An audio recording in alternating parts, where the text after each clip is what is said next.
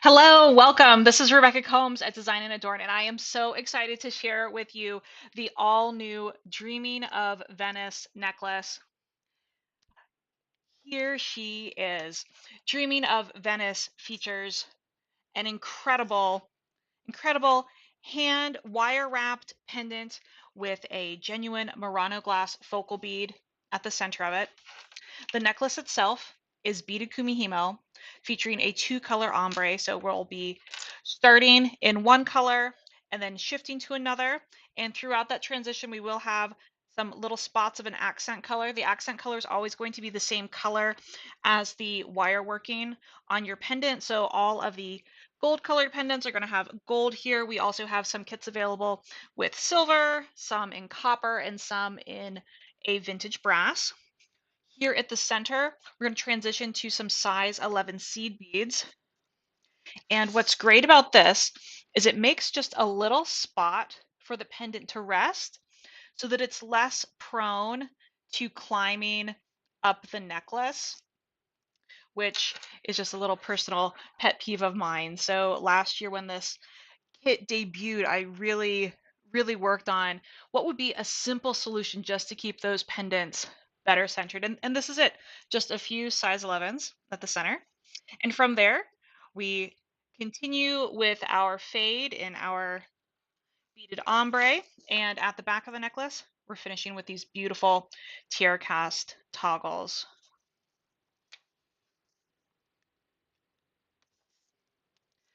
There are 62 colorways of the Dreaming of Venice kit, and I'm going to try to get through these as quickly as I can. I also sent out an email today that has a nice detailed photo of each of these, but there's so many details here that I wanted to call your attention to that I wanted to do a video as well. So to get started with kit number one, this bead is one of a very special few in the show that are from the SUV Glassworks in Murano. So SUV, those are the initials of the founder, and it's one of the famous glasswork factories. It has now closed, so that makes these beads extra special.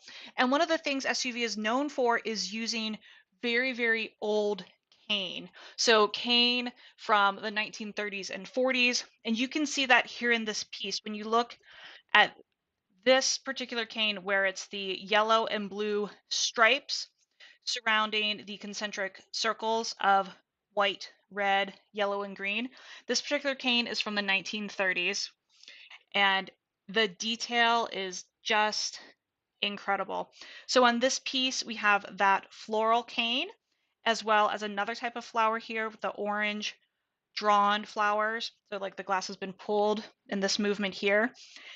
And then it's also embellished with some gold foil on the outside of the piece.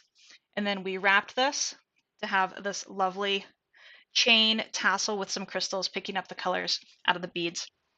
The center of the necklace is going to be this rich blue, pairing with the blue in that almost antique cane. And then we're going to transition into this beautifully rich mustard color for the back. So that's kit number one. I'll have one available. Actually, I'm going to stop saying that. Basically, every single kit, there's just one available. Occasionally, we have two of a kind. Mostly they're one of a kind.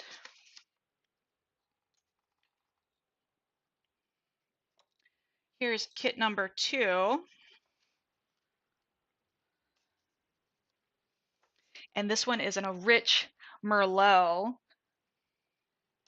Isn't that a beautiful red? I was able to match that for the beads at the back. And then for the front, again, we're matching the blue in this fabulous 1930s cane. This is another one of the SUV beads. And just like kit number one has these same orange flowers, you can see like the sweeping motion of how the glass was drawn across the bead. And then again, it's embellished with the gold foil. Oh, I forgot to mention, look at these ribbed beads, top and bottom. It was also here in kit number one. It's in many. I was able to get my hands on a little collection of these. And these little ribbed beads, they are themselves vintage. They are 1970s Italian spacer beads. And I just love those as a way to frame the focal bead. Nice little accent there. So that's number 2.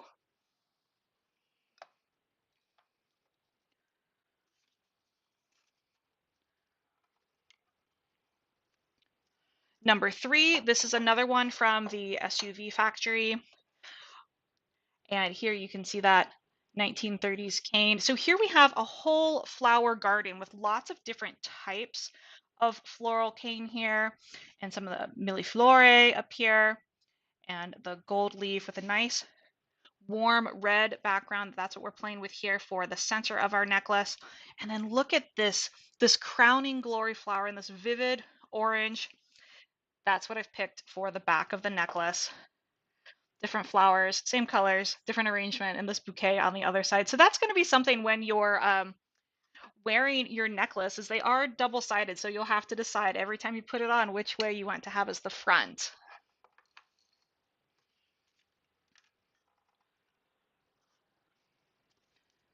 Number 4, this is another one from the SUV Glassworks. This one has milleflore, these little flower cane here, and then look at this. I'm gonna zoom in. I know the camera gets kind of shaky when I zoom in, so sorry about that.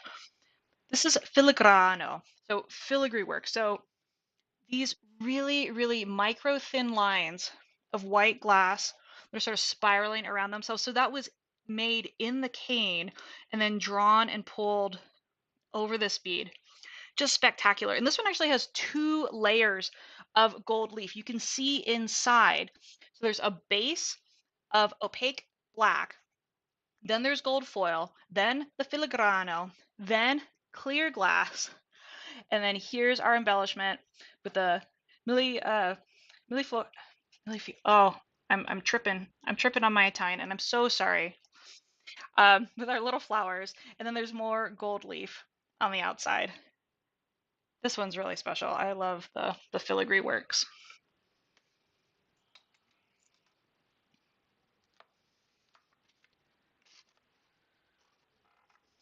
So our first 6 are all from SUV. This one's number 5, and I'm really swooning over the colors in this one. This one is just a burst of flowers. We have this 1930 cane that's making the flowers at the top and the bottom with the blue and the yellow, and then across the center with mille rosé. So these rose shapes here, and I love the little swirling shape of a tight little rosebud. And you have such nice depth of color here with the light and the dark, and that's actually what we're picking up for our seed beads. So for the front, we have this marbled light pink, and then at the back, we're picking up this darker rose color. So many details in this one. Here it's banded with Adventurina. So it's goldstone in English, Adventurina in Italian. It's called that because it's a little adventure. I just love this so much. So it's a little adventure because it's so difficult to make and unpredictable when you're making this type of glass. So it's a little adventure. You're never quite sure how it's going to turn out. It takes a lot of skill to make this type of glass, and it was absolutely groundbreaking when it was first developed in Murano. So this is kit number 5.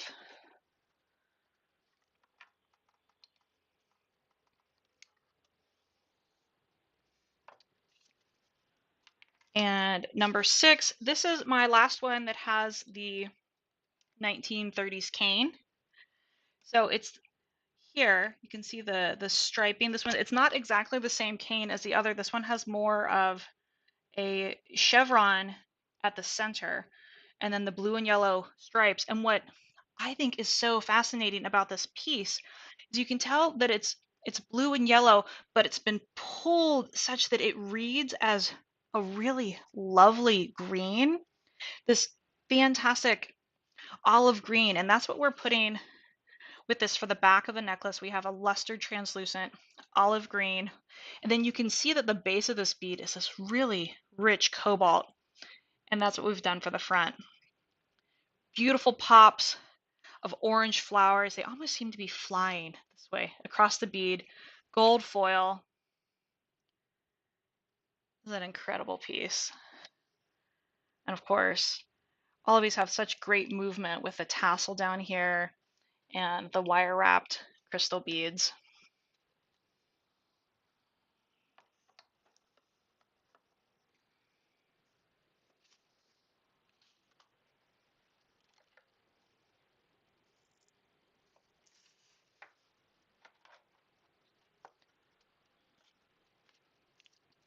Right, number 7.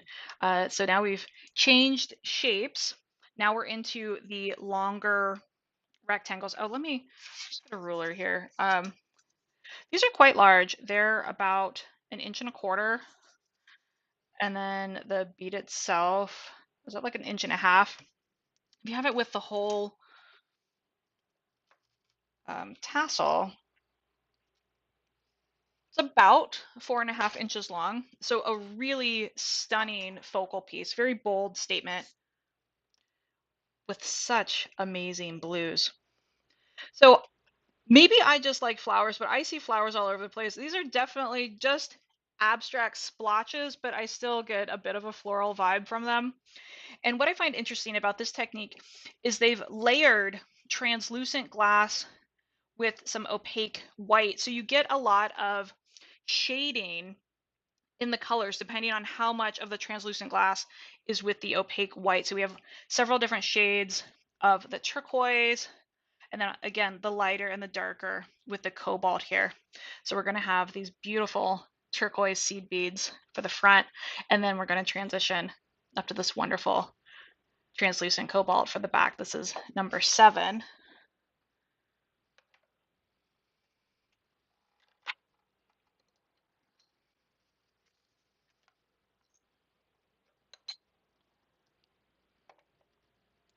Oh, while I have this one out, this is a good example piece here, number 8. I do want to talk about the gold foil. So there are 2 places that the gold foil can be present on the bead. So here in number 8, you can see that the gold foil is inside the bead, so it's encased in glass. So when I'm here and I'm just like rubbing the bead, I'm not actually touching the gold foil. I'm just touching glass. So this gold foil is going to be inside of this bead forever and always. On this one, the gold foil is on the surface of the bead. I think you can really tell that when you're looking at them. So this one, where the gold foil is on the surface, that will not be there for all of time. It's fairly durable, but it will eventually wear off. And the more you massage your bead, the more it's going to rub off. So if you're the sort of person who likes to fidget with your jewelry and you want to constantly be holding it and worrying it, you might consider picking out a pendant where the gold foil is on the inside just because it'll last longer. Or just pick the one that speaks to your heart and know that some things are fleeting. Like I have several teacups in my collection at home that have gold foil, and the gold foil is being slowly consumed by me. And eventually there will be no more gold foil, and it doesn't matter to me. It just is just part of the experience. So just something I want you to keep in mind. So number 8 here, the greens here are amazing. Look at this. So this cane that was used to decorate here, it's this lighter green in the center with this really fine darker green on the outside of it, and it was pulled across. So we're picking up those colors here. So that lighter green, that's going to be our front of the necklace. And then this outline green, that's going to be the back of the necklace. So this is number 8.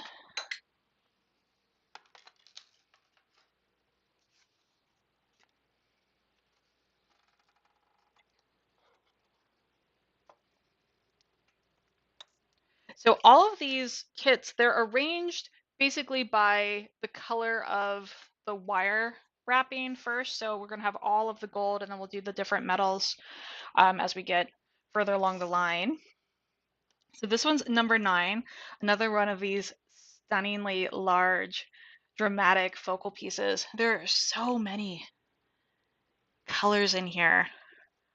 Look at those purples, but there's also a little bit of blue and little hints of like a soft mint green here. So we embellish this with the amethyst color for the crystals, and then we have two different colors of amethyst here for our seed beads. So we went with a really rich, dark amethyst for the front, and then more of a glowing, it's a lustered amethyst over like a light sapphire glass. So you're getting little hints of that light blue with that amethyst luster over it.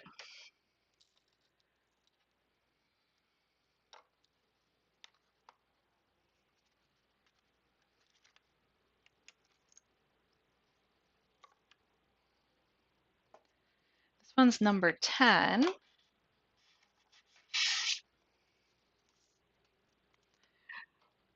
Oh, wow. I really like this shape and this swirling pattern. We have a few of these in different colors. I just love the movement of this, right? It's so dynamic. And this is a really fun, bold orange that's just like bordering red. It's very vibrant. And here it is in seed bead form. Love these together. It's an inside color, which is one of my favorite types of seed beads. And then for the back, we're going to have an inside color white with a little bit of a rainbow luster on there. Isn't that great? So juicy.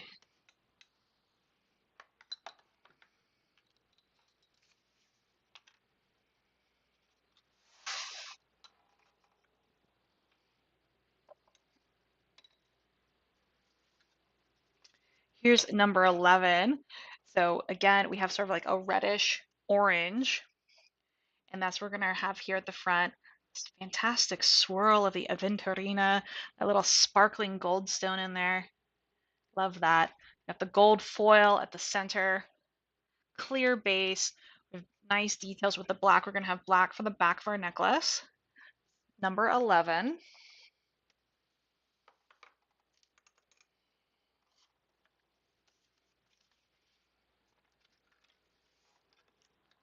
Oh, here's a nice pink one.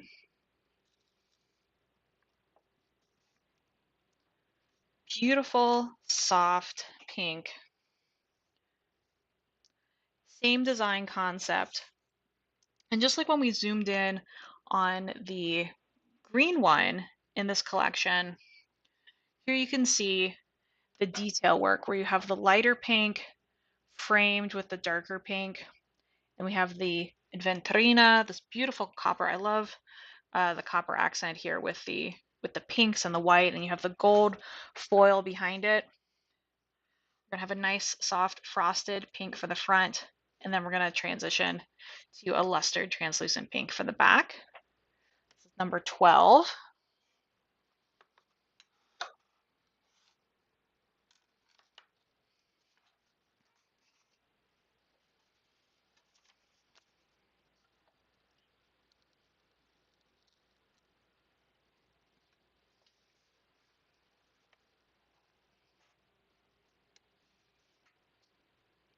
Number 13. Oh, this one is great. It has a lot of movement. So we have a base of an opaque green, and this green is not very common anymore. It really, really feels like it's coming from another era. It's like a viridian green. It's really pretty. And then over top of it, we have it's almost like brushwork of this really rich maroon. That's the color that we've picked up for the back of the necklace. We have some fun pops of color with these orange roses, this swoosh of a vine or leaf going this way in the green, carrying around to the other side of the necklace. We have the gold stone, aventurina, and some gold leaf.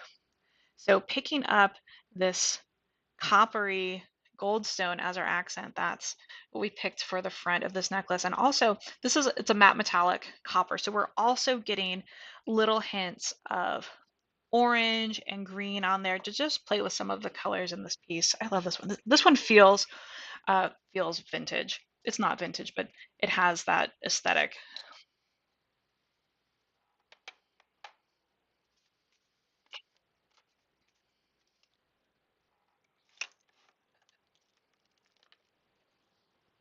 Number 14. Oh, the base of this one is incredible. It looks almost like stone. It almost looks like a dogtooth amethyst where it's this milky white blending into purple. And we have lighter purples, darker purples as you get up here to the top. And depending on how it catches the light, it's embellished with these swooping dynamic flowers with the orange petals, the green leaves, gold foil over the top. Our necklace is going to be 2 shades of purple. We're going to have a softer, lighter Ceylon lavender for the front. Ceylon brings in that creamy white feeling that we're getting here in our base glass. And then we're going to transition to a darker inside color purple for the back. Oh, it's so hard to choose. These are all really, really amazing.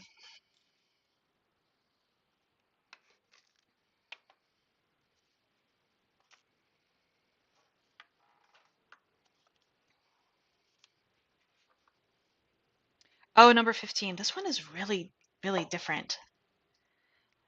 It's very abstract. So the base here is opaque black, and then over top of it,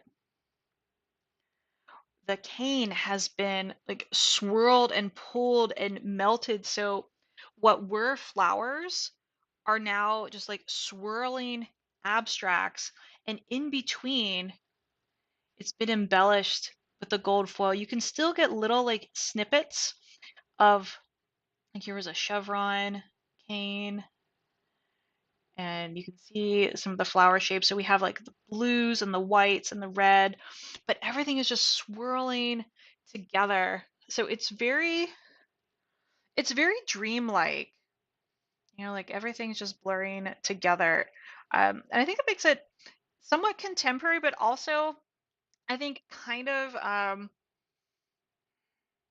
I don't know, it's like the vibe I'm getting from it is like 1930s European art. Um, that's how it's like speaking to me.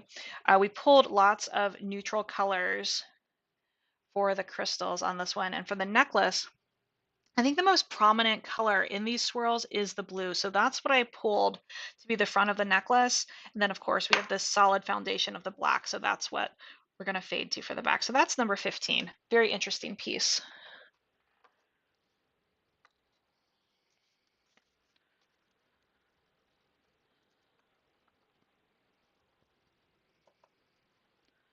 This is number 16. And this one has just a really vibrant blue for its base. And that's what we picked for the back of the necklace. It has both the gold and the silver foil.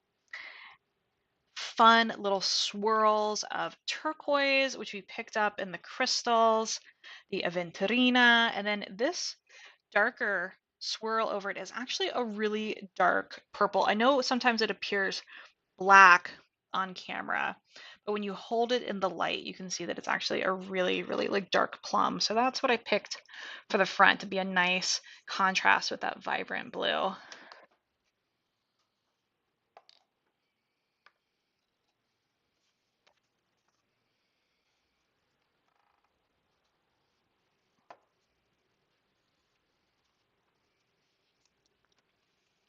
Oh, 17. Some of these are my favorite colors. You know, I'm so into these. So we have this fantastic turquoise green as the base, layered with the 2 types of foil, the gold and the silver, the aventurina, look at that. Look at that yellow mustard swirl there. That's what we're putting together for the back of the necklace. And then we're going to have a translucent topaz for the front. Just love that. This is really going to pop against those. Look at that.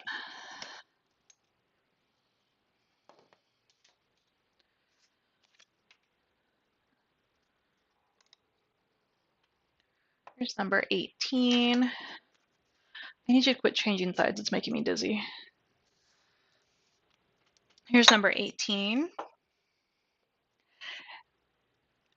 Springtime, vibrant greens. Again, I see flowers everywhere. I don't know if it's just me. These remind me of more of a trumpet flower shape, where it's a little bit deeper at the center and then the flower comes out like all in one piece rather than in separate petals. So I see lots of little trumpet flowers here in both like the lime green and like really vibrant spring grass green. So that's what we're going to have at the front of this, a silver line frosted, and then we're going to transition to a rainbow frosted, really vibrant lime green for the back, the gold foil inside, fresh green crystals for the embellishment.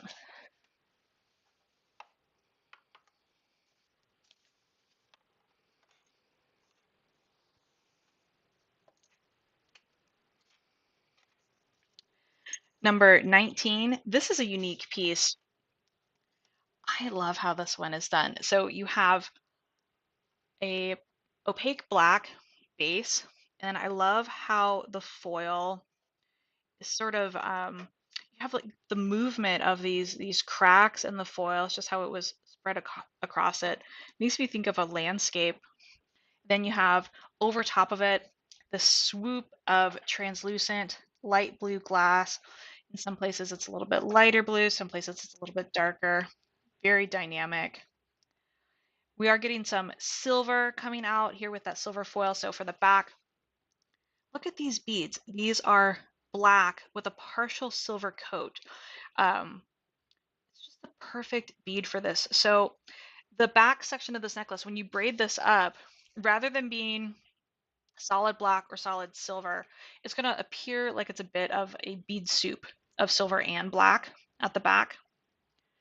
And I think that's just perfect for this one with the silver and the black. And then here's that blue for the front, and then we're going to have little gold accents. This is a really great piece.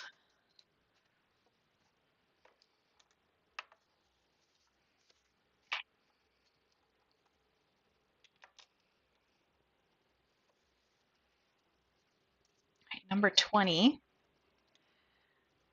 This one we're picking up these warm orange tones at the front. Again, abstract blobs or trumpet flowers. It's in the eye of the beholder. And then we're going to transition to a translucent, warm, medium topaz. Just a fantastic amber color. That's really, really like the main vibe here. Just these fantastic ambers and this bolder orange, red orange. This one's number 20.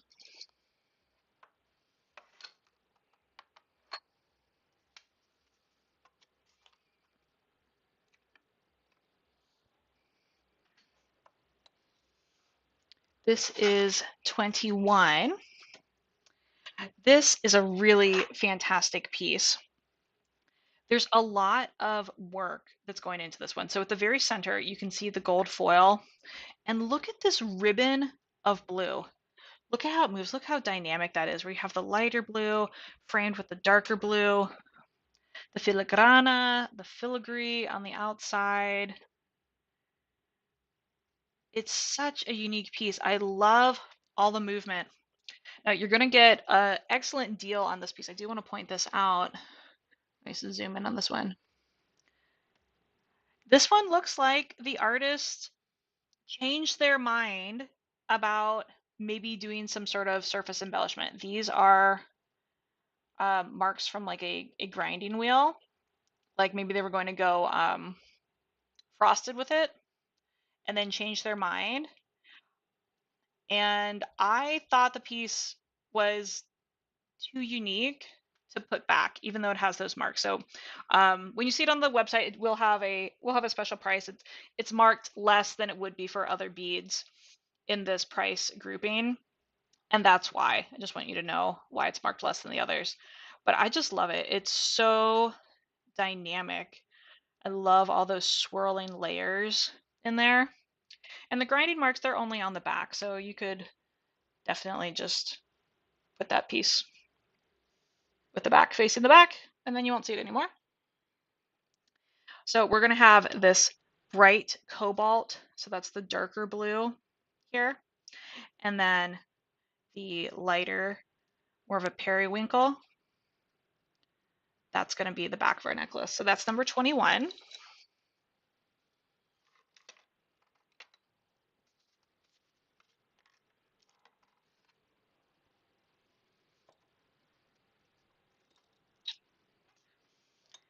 Oh, 22. This one has just this incredible flourish, like riding in the air with a magic wand, this whimsical, wispy, smoke-like, almost curlicue of a white going across the front of it, very, very playfully. At the center, you can see the gold foil, and then over top of it is this fantastic translucent pink bordering red. So this is kind of an interesting color. We typically make strong distinctions in English between pink and red, but this really is kind of light red. It's pink, but it's also light red, and it really depends on how the light is hitting it. It's really a pretty, pretty piece. So for the front, we're going to have this rainbow lustered, translucent red, and then we're going to go a little bit deeper red for the back, the silver lining. Very fun piece. And we have pulled some more pinks into it for the crystals there. That's 22.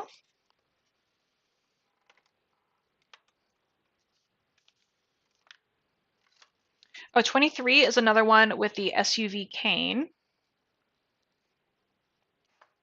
This is the only one of this type in the show, the only one of this type of design.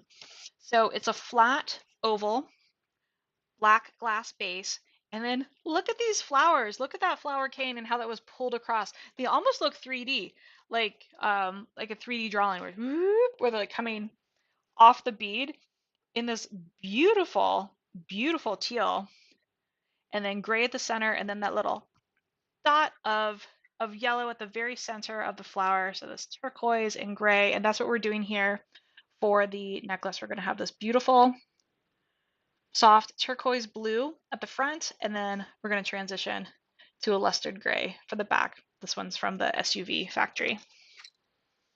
Sounds like I'm talking about cars, but I'm not.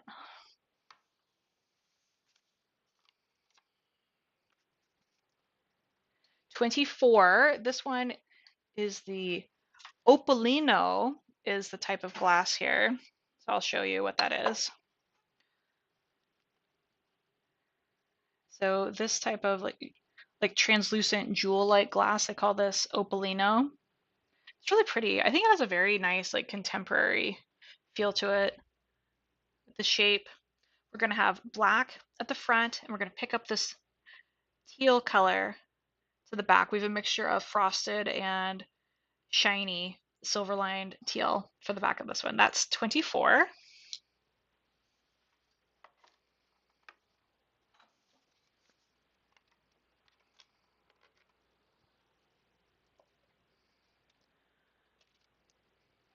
'25 and 26 both have the same seed beads, but they're different shapes of the pendants. So 25 is a rectangle and 26 is a teardrop.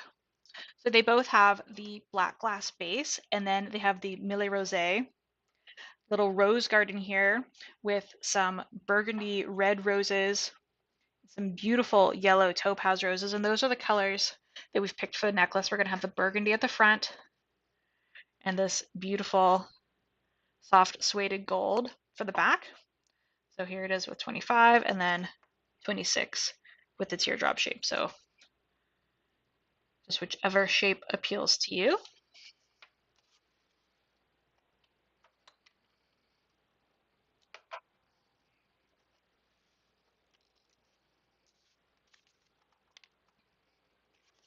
And then same situation with 27 and 28.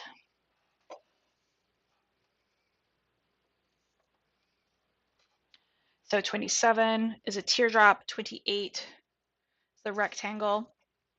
So it has a really nice ivory antique white color for the base. Really looks antique, right? It has a little bit of like tea staining almost to this white color. And then here in our rose garden, we have the soft tan brown rose, and then we have the more golden yellow roses. So for the front of the necklace, we're going to have a translucent topaz, and then for the back, we're going to have a silver line frosted smoky topaz. So 27 and 28 with the teardrop or the rectangle shape.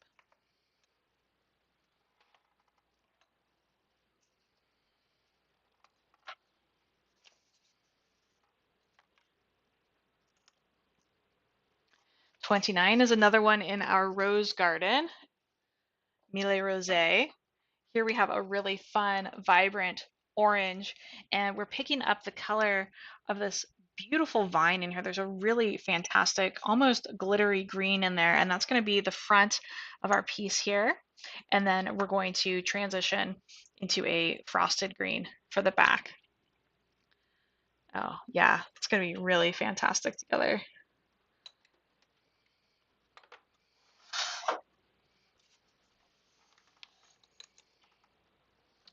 And number 30, this was one of the same colors as the sample necklace, not the sample necklace, this sample necklace over here with the blue, the darker blue in the front and the frosted light blue at the back.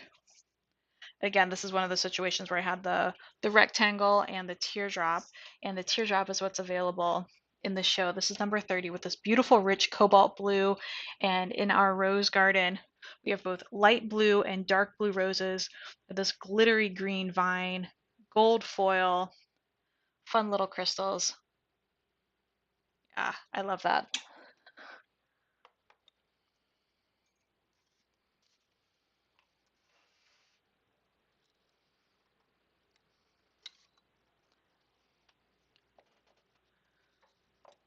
'31 has a beautiful greenish turquoise for the base. And then for this rose garden, there's some really fresh, light lime green roses with this bold pop of a cerulean blue. So what we're doing for the necklace is at the front, we're going to have a rainbow lustered lime green. Then at the back, it's going to go to an inside color, transparent, translucent aqua glass. So we're picking up the cerulean blue in this aqua glass, and then on the inside of it, it's lined with a lime green. Isn't that great? Oh, we were even able to get this blue from the rose here in one of the crystals. It's really great.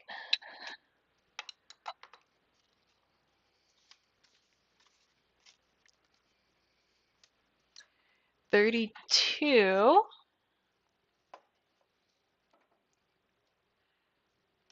This is a really pretty blue. This one is very tone on tone in the bead. So the same soft background color blue that we have here is also present in the roses. So to give us a little bit more contrast in the necklace, because we did go with that blue for the back of it, we're going to pick up this glittery green vine and have that at the very center of our necklace. So as it comes together, you have the green at the front, and then this blue can just pop against that background.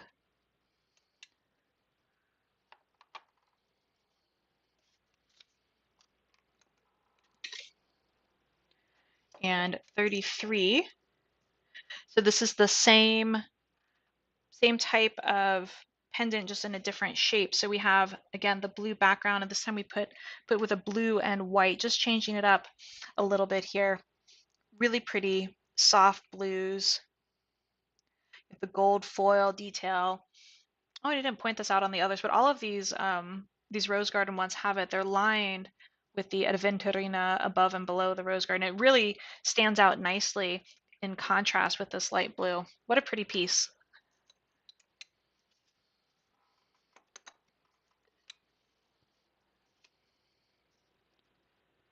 All right, 34.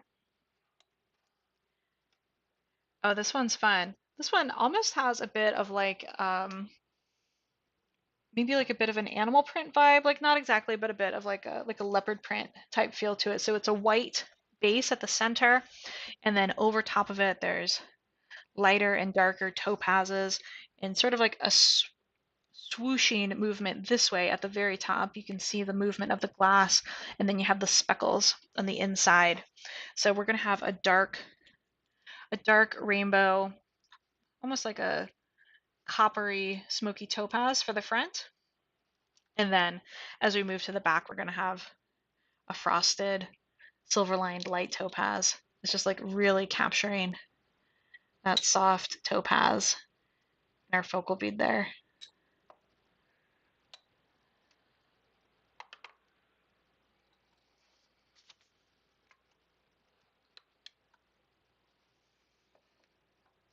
This one's 35. There's my number card. So again, this one has a white base at the very center, and then you can see the speckles of the aventurina, that glittery copper goldstone in there, and then the movements of stripes going across this way, and the light and the dark, the medium topaz in there. So we're going to have this translucent topaz right up here. That's going to be our front color for the necklace. And then this white, we're going to have this beautiful luminous milky white for the back of the necklace.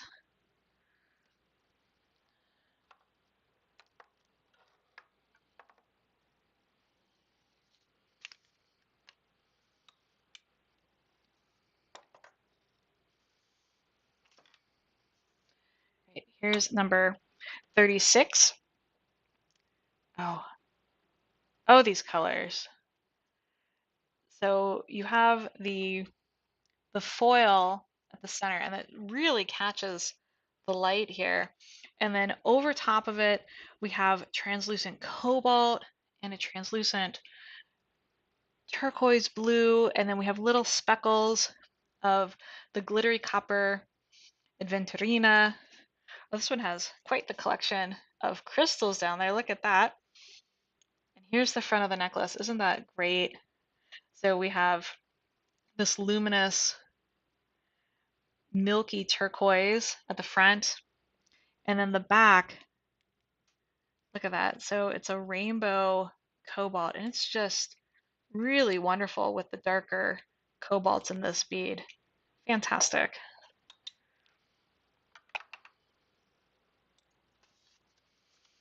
All right, we're not, I think we're about halfway through. I'm going to take a minute to talk about this book because I need to quit turning my head side to side because it is making me dizzy. So the glass maker, can I get the author's name in there? There we go, the glass maker. This book is about a woman in Murano learning to make lampwork beads starting in the 1400s. This book came out in 2024, and it is not very often that there is a novel that directly relates to what we're doing with our kumihimo kits. So I have started reading this book. I'm, page 140, maybe about a third of the way through. It's really good. Venice, 1486. Across the lagoon lies Murano. Time flows differently here. Like the glass, the island's maestros spend their lives learning to handle. It, it's really good. And what I thought would be fun is if we had a book club meeting I will put out details about this later. I have to set a date, have to give everyone time to get the book, read the book. But I was thinking we could do a Zoom book club and talk about it. I'm really enjoying it. I'm loving learning about, the history. I mean, it's a novel, it's fiction, but it is a historical novel based in a reality that has existed. So I'm really enjoying it. I love learning about the glass making, about the merchants, about how the artists are dealing with the merchants on the mainland and how all the beads travel around. So I thought it would be lots of fun. So drop a note in the comment if you think you might be interested in participating in the book club. It'd be a totally free event, obviously. You can go get the book wherever you want. I don't sell books. You can go to the library or get it at your local bookstore, wherever you get books. That's where you can find this book. So anyway, let me know in the comments if you think this might be fun, and I'll put out some details later via email about what the date is and how you can get the Zoom invite for that. All right, is this where I left off? Thanks, honey. All right, so here's number 37. Oh, this is another pretty blue. So something that's special about this piece, well, about all these pieces, is that I've really reached into my personal stash of seed beads. Sometimes seed beads get discontinued. Sad as that is, they don't make the same color forever and ever. So when a bead becomes discontinued, I get a little bit, I don't know, antsy about what should I do with it, right? I don't want to, you know, use it and not need it. When is like the right time to use this very special color of seed bead? And I knew that these pendants were the right time. So this number 37 actually has two colors of discontinued seed beads. This inside color blue at the front, which is so great, pulling the lighter blues out of the front here. And then look at this one. This is an inside color, medium blue, a little bit of a rainbow finish on there. And it's just perfect together. And you have the little spots of the copper aventurina on there. It's beautiful. I love the crystals on this one too. I know I keep saying that, and I know that we made them, but I I think they're beautiful. I think they're beautiful, and I'm gonna keep saying it because they are. They're amazing. Oh, now we're getting into the smaller ones. What do I do with my ruler? So these are some of the more petite ones. So here you can see, here's one of the rectangles, and the little coins. They're much smaller. It's a little less than an inch, like 3/4, probably like 20 millimeters. They're very sweet, and we did some nice, simple embellishment, crystals above and below, and then 3 little crystals dangling. Isn't this a great color? So we have this turquoise green as our background, and that's what's going to be the back of the necklace. And then look at this blue. Oh, that rich, rich, rich cyan blue. Here it is in a translucent bead. So that's going to be our front. Then we're going to fade into this opaque turquoise green for the back. That's number 38.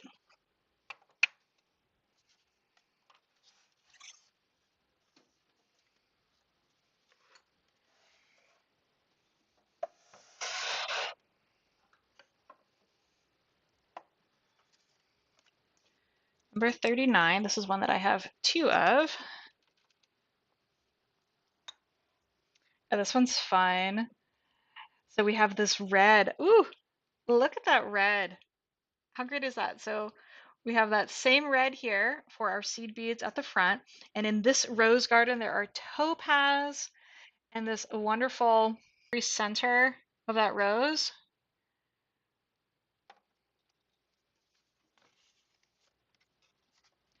Number 40. Oh, this is another one with this really beautiful light blue. So the blue on blue. We picked up some of that green here and pulled it to the adornment crystals. We're gonna have the soft blue at the front, fading to an inside color white at the back with a beautiful rainbow luster.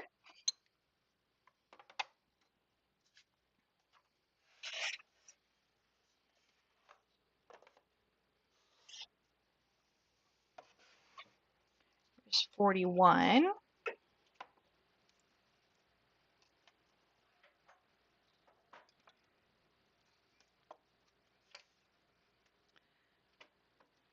Golden flowers, ivory base. We're going to have this copper lined topaz, just pulling out that more of a medium topaz from the center there. And then to move into this yellow color over here, we're going to have a suede gold for the back. This is number 41. Number 42, fresh pop of bright orange. This is another one of those where I couldn't believe I was able to find it. Sometimes orange can be really hard to match, but here it is. There it is. It's fantastic. And then we're going to go with a lighter orange for the back. So it's going to be stronger in the front, fading at the back. Beautiful pop of bright orange. This wonderful rose garden for the center.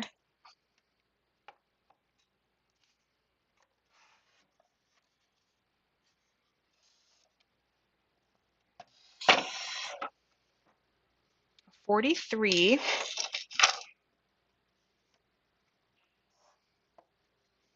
I love this movement style in the glass where they've pulled it and you get these lines that just pull the different layers together. It's almost like paint, you know, they just like put their finger in wet paint and went, but it was glass. It was hot. It was over a flame. The whole thing was just glowing orange and they had to keep track of all the different colors. It's incredible. And then embellished with gold foil. You can see hints of the opaque black base here.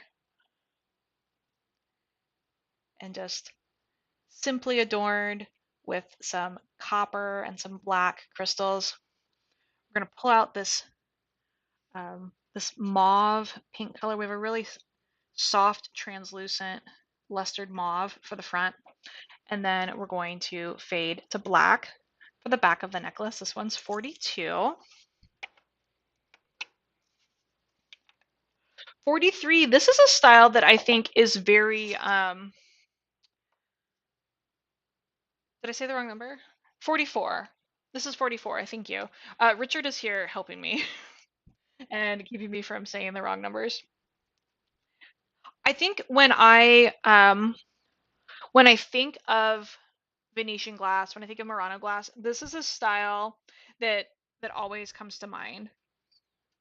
So you have the gold foil at the base, and then just a party of colors on top of it, right? Like carnival. Everything is happening all at once. So many different types of cane, just like confetti on top of the piece. Just really joyful and vibrant.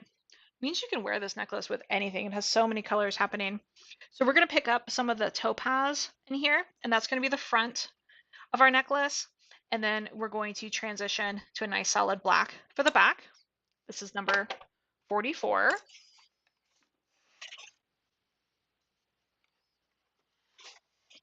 Oh, now we're moving on to some of our blown glass pieces. So these are Murano glass that have been blown. So that means they have literally been blown with someone's mouth. So you put the glass onto a hollow tube and then you blow into it while it's molten to expand it and create this pocket. These have such a great shape. They're kind of mesmerizing. I would stare at this more, but I can't stare here all day, so I'm just going to zoom in and tell you about it. So if you look really closely at these lines, there's one like a medium blue at the center of the line, and then it's edged with two darker blues. It's just an incredible detail. So we're just going to have two different blues here. So we have a silver line blue, and then it's going to go to a frosted blue at the back. So this is blue on blue on blue. It's monochromatic. We're keeping the focus on the simplistic beauty of this blown glass piece. Not everything has to be complicated. Some things can just be very straightforward, and we can appreciate the beauty there. It's a really rich, rich blue. So number 46 is going to be the same color for the blown glass bead, but a different shape. So this one's more of a teardrop, whereas 45 had a it's like a flat, came to a point at both ends. Oh wait, this one comes to a point at both ends too. You can see they're not the same shape though. This one is round and will roll because round things roll. So here we're gonna pick up this darker blue from the outside edge of the line. That's gonna be our blue, and then we're gonna transition to white around the back. So this is number 46.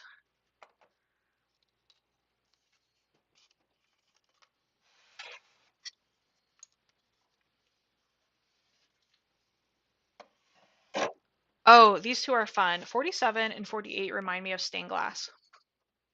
So here's our seed bead colors.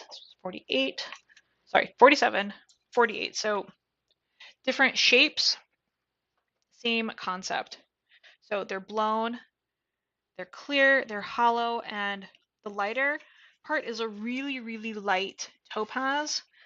And then it's swirled with this wide piece of more of a medium topaz.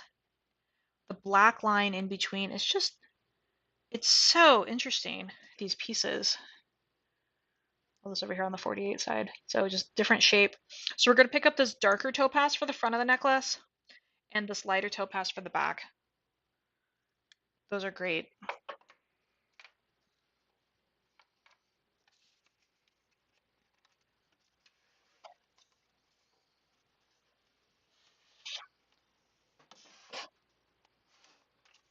All right, 49 and 50. Again, where we're going to have different shapes, same color. So this is a black and white stripe. So it's alternating white, black, same thing over here. Again, hollow pieces, blown glass, little gold caps. They have different types of caps on them, but both of these are the 1970s vintage little spacer beads that we popped on there. And again, this is the sort of thing you can just like keep like turning the stripes in your hand and make yourself dizzy looking at it.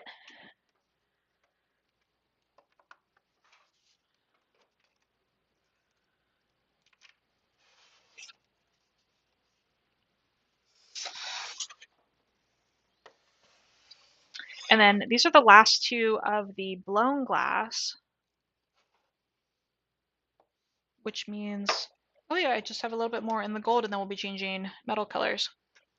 Oh, this one is a particularly spinny, look at the colors. So it's black stripes over clear. They're at an angle and it really gets going as you turn this around. We're going to have black at the front and then we're going to fade to a lustered gray at the back. Very chic. And the last one of our blown glass pieces is clear with the gold stone. So a really, really thin, translucent pull of that glittery copper aventurina. And so we're going to pick up some of that coppery color here in this matte metallic rainbow copper. And we're going to have black for the front of the necklace for number 52. All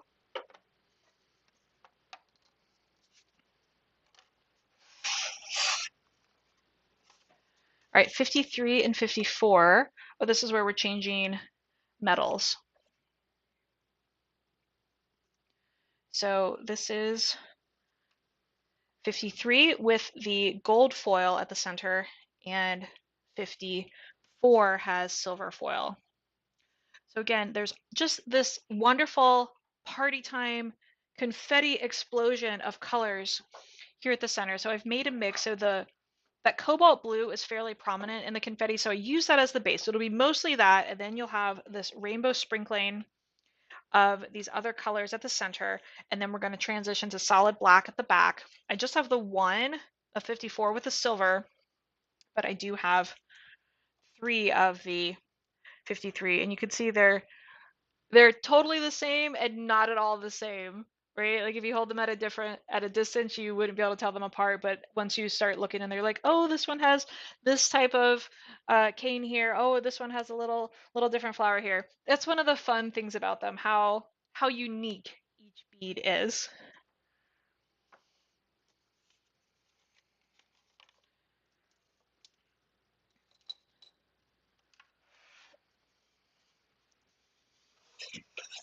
All right, and now that we're into the silver section, we're getting back into some of the larger pieces. So this is 55, another one of these large rectangles. This one has the platinum foil at the center. And these darker pieces here, I know they probably appear black on camera, but they're a really dark amethyst when you get them in the light. So we did amethyst crystals above and below, faceted rounds. We're picking up some of this wispy whitish gray down here in the crystals. And then for the necklace, look at this. This is going to be so sharp. So we have a frosted, a silver lined white for the front, plain with the outlines here. And then it's going to transition into a translucent lustered gray. We have all this wonderful, mysterious smokiness here in kit number 55.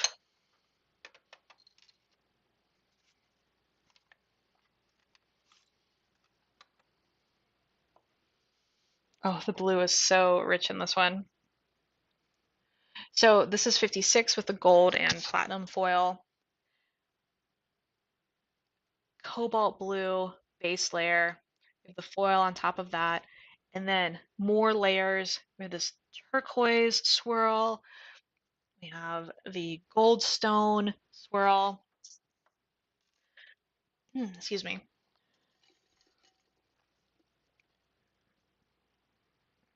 There's a little bit of, need to cough, hold on.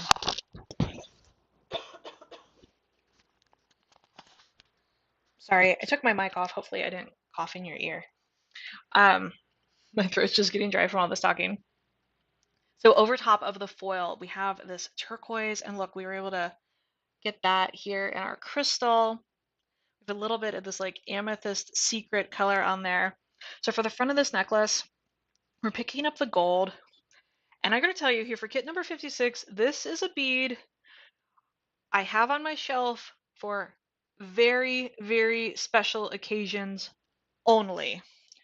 These beads, these are not a topaz glass bead.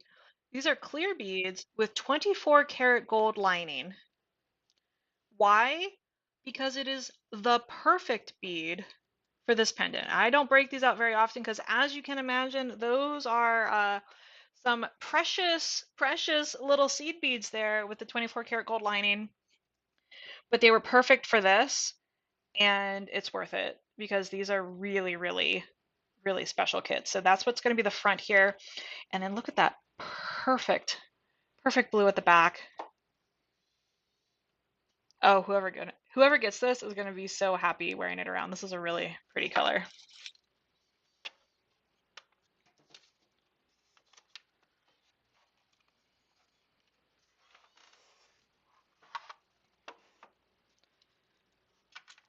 Oh, 57. This is another one with the opalino glass. This is the last one I have in opalino. Look at the colors. It's like a stained glass window. It's very contemporary. I love looking at this. So around the outside, you have this translucent, beautiful, like raspberry. And then there's like a soft mint, like a Montana blue inside. We got the platinum foil at the center. So we're going to pick up that Montana blue. That's going to be the front of the necklace. And then there's a beautiful, beautiful lustered raspberry for the back. And then just this mint here, we pulled that out into the crystal embellishment. This is, oh, here's the color number. This is number 57 with the opalino glass.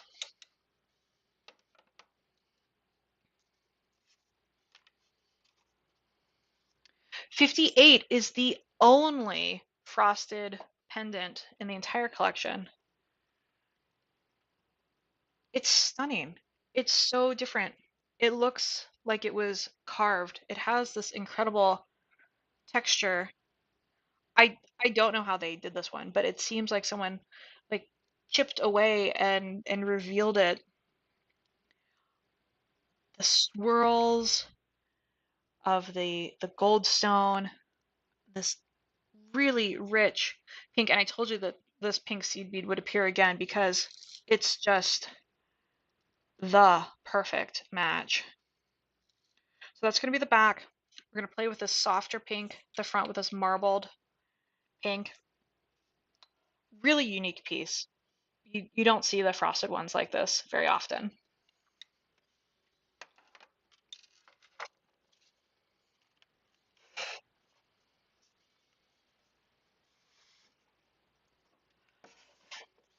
Ooh, 59 and 60. This is another two that have a really unique type of glass. This is called Calcedonia. Again, my apologies for my Italian pronunciation. Calcedonia is a type of glass that was just an innovation when it was first developed. Because it looks like chalcedony, the stone. Chalcedony. I've lost my ability to pronounce English words too. So sorry. It looks like a stone. And it really does. I almost think it looks a bit like a fossil. There's so many layers in there. Really deep, dark brown, there's black, there's gray, there's tan, and they're swirled and layered on top of each other like a stone. You have this outer layer here, the movement of the gold stone throughout. And what I've done with this one is I've picked up this outer color, and that's going to be the back of the necklace. And then for the front, we're reaching into these darker tones at the center. This metallic iris brown for the front. It's just perfect. That's 59. And 60 is another one with the Chalcedonia type of glass. And here we have this deep, opaque black base. And then you can see the Chalcedonia embellishments, the swirl of the gold stone. Each side is different. And here again, we're picking up some of the warmer dark brown, and that's going to be the center. We're going to have a translucent dark brown for the front. I'm picking up this warmer beige tones here for the back. It's going to be a really pretty piece. Fantastic neutrals.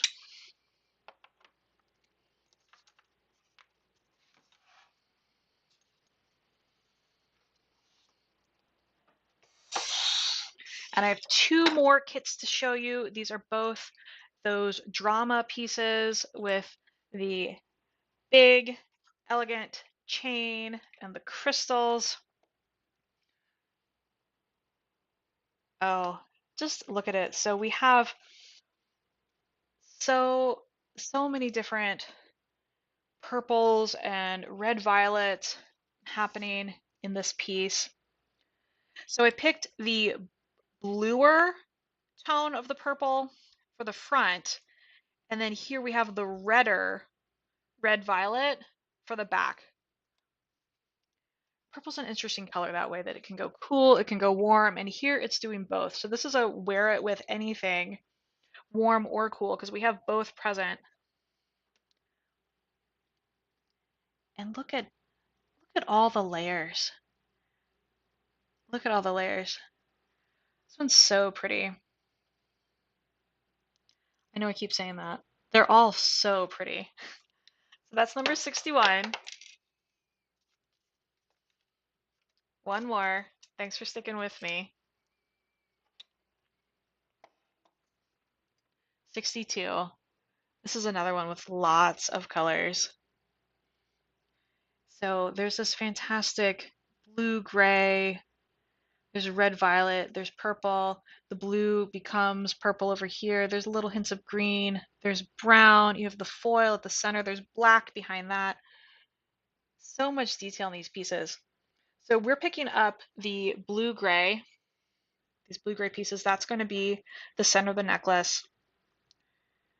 It's a semi-glazed blue gray with a matte metallic rainbow finish. So we're getting this color here, but we're also getting some of the hints of the lavenders and even some of the greens in this rainbow iridescence. And then we're going to pull these darker purples to the back for metallic purple. And that is kit number 62. And just before I close out, again, this is a really, really interesting book. It's a great read. Like it's not like reading a history book. It's a novel, characters, family drama, all sorts of things you would normally expect in a novel. It's all here, and a little interesting bit of time manipulation. I don't want to reveal too much, and also I'm not that far into it, so I don't know all the details of where that's going, but I'm really enjoying this book, and I want to invite you to read it and then talk about it with me at a Zoom book club. So more details on that to follow. The Dreaming of Venice kits will be available for pre-order at designandadorn.com starting tonight, May 16th at 5 p.m. Arizona time. So that's 5 p.m. Pacific, 8 p.m. Eastern. They are on pre-order, so that means we haven't made the kits yet. It's going to take us a little bit to make all these kits and to very, very carefully pack everything up for you. So we are expecting these kits to ship by June 14th. I think you are going to just love making these beautiful necklaces, and then I think you're also going to really enjoy having a beautiful pendant like this in your collection and having that connection to history. All of these pieces, even the ones that are not themselves, vintage or using vintage cane, they are still part of history because glass making goes back hundreds of years on Murano. In fact, a few years ago, the glassmaking was declared a UNESCO intangible, what's it called? An intangible cultural product. An important art form that is just a critical part of our human history for us to remember and to keep going forward. And we help support the glass makers when we use these glass pieces in the art that we make and that we wear and that we share with our friends and our loved ones. So we get to participate in that way. And I love it.